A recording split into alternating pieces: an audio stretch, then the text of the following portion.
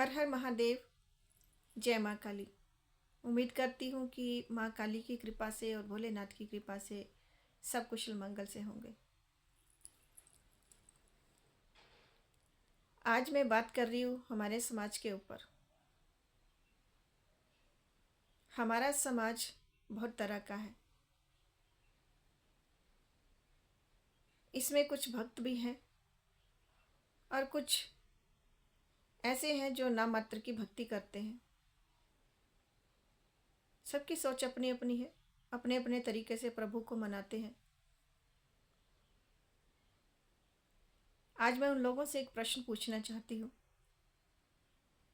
क्या भक्ति के रास्ते पर चलने वाला कोई बुरा काम कर रहा है? मान लीजिए कोई घर का इंसान उसको माँ काली की पूजा कर रहा है, उसके ऊपर उसकी अथाह श्रद्धा है, उसके प्रति स्नेह प्रेम है और वो उसको अपनी माँ से भी बढ़कर समझ रहा है। वो उसके लिए रोता है, बिलखता है। इतनी भक्ति उसके प्रति उसके मन में जागृत है। लेकिन दुनिया के डर से उसके अपने ही घर वाले उसको उस चीज से हटाते हैं। किस लिए? समाज के डर से। क्योंकि समाज ने ये भ्रांतियां फैला रखी हैं कि माँ काली को पूजने से तुम्हारा जीवन नष्ट हो जाएगा। तुम्हारे जीवन में बहुत सारे कष्ट आना शुरू हो जाएंगे। क्योंकि महाकाली शमशान की देवी है,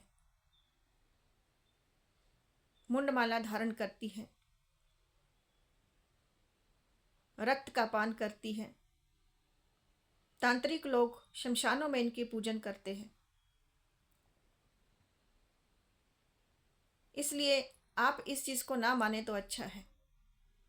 ऐसा उस बच्चे को बार बार समझाया जाता है, उसको उसकी पूजा पाठ से रोका जाता है। अगर उसमें भक्ति उसकी इतनी प्रगाढ़ है तब तक वो अपने रास्ते पर निकल जाएगा, अन्यथा वो बीच में ही जूझता रह जाएगा। वही घर की अगर कोई बेटी होगी या कोई बहू होगी, जब उसको माँ से अथाह प्रेम होगा, वो अपनी माँ से भी बढ़कर उसको समझ रही है, वो उसकी आत्मा है। जब वो माँ काली की पूजन अपने घर में कर रही है तो उसको बहुत प्रताड़ित किया जाता है मानसिक रूप से। इतना बुरा भला समाज की तरफ से उसको देख उसकी नजरों में उसको ही गिराया जाता है।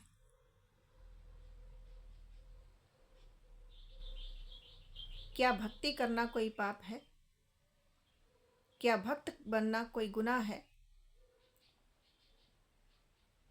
क्या भक्ति किसी के सिखाए से सीखी जाती है या किसी के बताने से उसको भक्ति आएगी? भक्ति हमारे प्रारब्ध से हमारे अंदर आती है। हमारे पूर्व जन्म के कर्मों का जो संचय होता है वो हमारे सामने आता है। हमने पूर्व जन्म में जो भक्ति की है उसका निचोड़ हमारे सामने आता है। वो कर्म है जो जहाँ से छूटा है आगे उसका फिर से उसकी यात्रा शुरू हो जाती है। उसको पूरा करने के लिए फिर से उसको मनुष्य योनि मिल जाती है। जब उसके अंदर वो बीज फिर से फूट जाता है, फिर से वो अंकुरित होने लग जाता है, तो समाज उसको मसलने में लग जाता है। सबके साथ ऐसा ना हुआ हो, लेकिन बहुत लोगों के साथ ऐसा होता है कि समाज उसको अच्छी नज़र से नहीं देखता, उस बहू बेटी को अच्छी नज़र से नहीं देखता। हाँ, खुद की कोई परेशानी होती है, खुद के ऊपर कुछ परेशानी आ जाती है तो वो जाता है दूसरों के दरबारों में जाएगा जहाँ किसी और की बहू बेटी बैठी होगी तो उसके पैरों को हाथ भी लगाएगा, उसे बड़े प्रेम से बात करेगा, स्नेह से बात करेगा और अपनी समस्या बताएगा, उसको सही करके आएगा।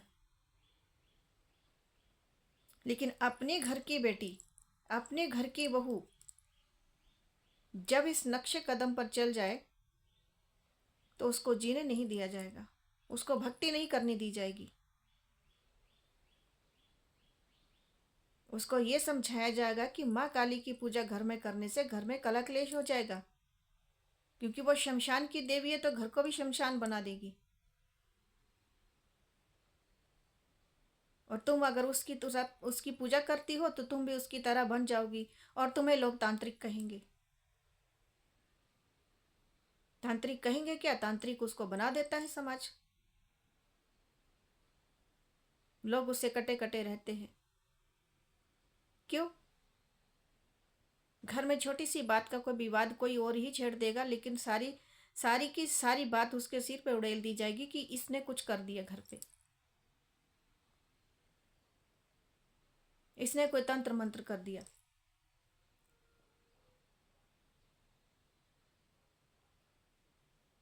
देखिए, समाज में कई तरह के लोग होते हैं। कुछ इन चीज़ों का मान सम्मान करने वाले होते हैं